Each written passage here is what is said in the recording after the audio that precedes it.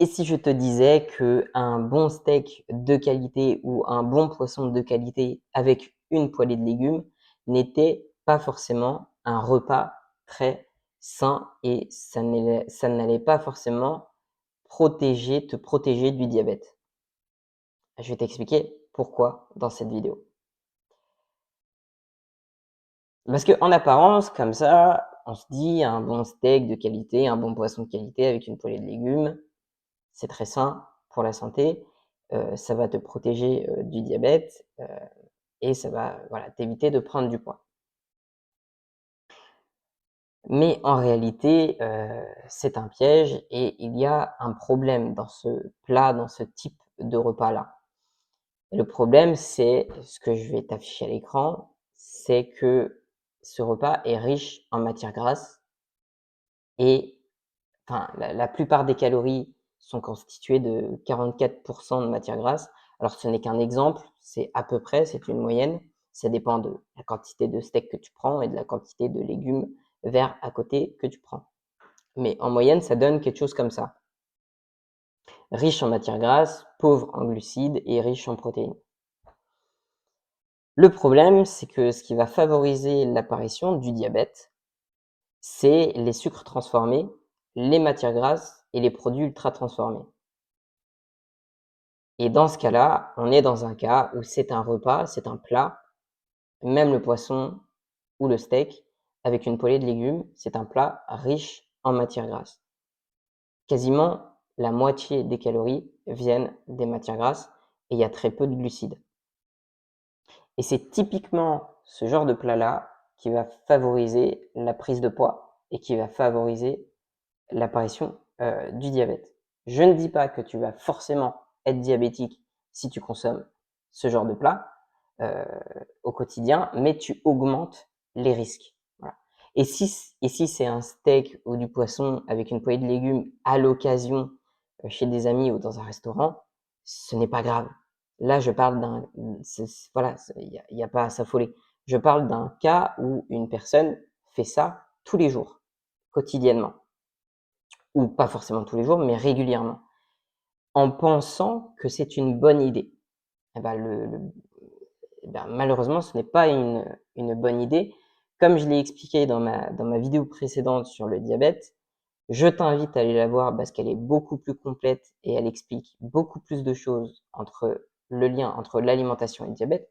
Mais juste là, j'essaye de faire une vidéo courte en donnant des éléments. Qu'est-ce qu'il faudrait faire à la place pour éviter l'apparition du diabète? Parce qu'en soi, consommer des légumes de qualité, c'est bien. Consommer du poisson et de la viande de qualité, c'est pas un drame non plus. C'est plutôt bien et bénéfique dans certains cas. Mais il y a une énorme nuance. C'est que ce qui va te protéger du diabète, c'est les aliments riches en glucides et riches en fibres. Comme par exemple les lentilles, les haricots, les pois chiches, les légumineuses, les céréales complètes, le riz, l'avoine, les fruits et pas que les légumes. Pourquoi? Parce que les aliments qui sont riches en fibres vont ralentir l'absorption du sucre dans l'organisme et donc va éviter les pics de glycémie et donc réduire, limiter les risques de diabète.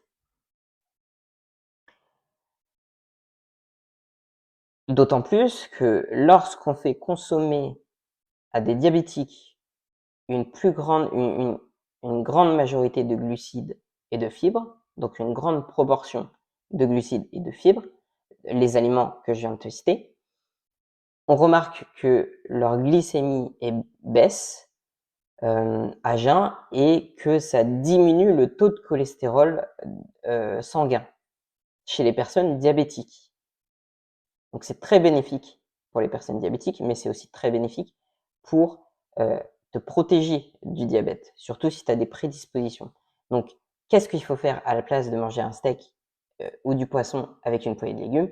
C'est de manger un peu moins de steak et de poisson, des légumes, c'est très bien, on va pas te le reprocher d'en consommer, et des céréales complètes avec ou du riz et des lentilles ou des haricots ou des pommes de terre, des patates douces, des légumineuses, toutes ces choses-là. Pourquoi? Parce que, comme je te le montre à l'image, quand tu fais ça, tu réduis la proportion de matière grasse et tu augmentes la proportion de sucre lent, de bons sucres de qualité, de glucides et de fibres.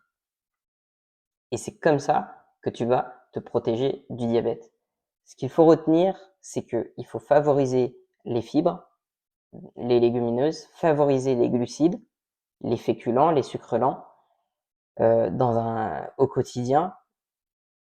Et si possible aussi, tant que tu y es, favoriser les bonnes graisses comme de l'avocat, comme des oléagineux. Pourquoi? Parce que ces bonnes graisses contiennent des fibres. Et donc, on évite les pics de glycémie, on évite l'apparition du diabète.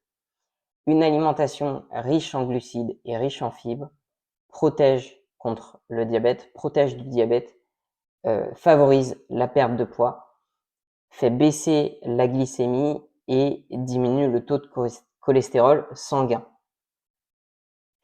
Donc voilà, un plat quotidien où tu consommes du steak ou du poisson avec une poêlée de légumes pas très caloriques, c'est une fausse bonne idée.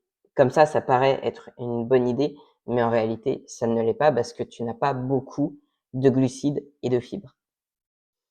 Et c'est très important d'avoir au quotidien une grande proportion de glucides et de fibres. Donc, céréales complètes, avoine, riz, légumineuses, haricots, lentilles, tubercules, patates, pommes de terre. C'est très important d'avoir ces aliments-là dans ton assiette au quotidien avec ton poisson, ta viande et tes légumes. Tu vas augmenter ta proportion de glucides et de fibres. Et tu vas te protéger du diabète. Voilà. Évidemment, là, c'est une vidéo assez courte, je fais une généralité. Je ne fais que donner des pistes. J'essaye de faire des vidéos où ça peut aider les gens. Ça peut vous aider. Mais si tu veux un suivi individualisé, c'est le premier lien en description. Le but de ces vidéos, c'est d'aider, mais ce n'est clairement pas suffisant. Je ne fais que donner des pistes, je fais que donner des conseils, mais elles ne sont pas suffisantes. Il ne faut pas jouer avec son alimentation, il ne faut pas jouer avec sa santé, et il faut être encadré par des professionnels.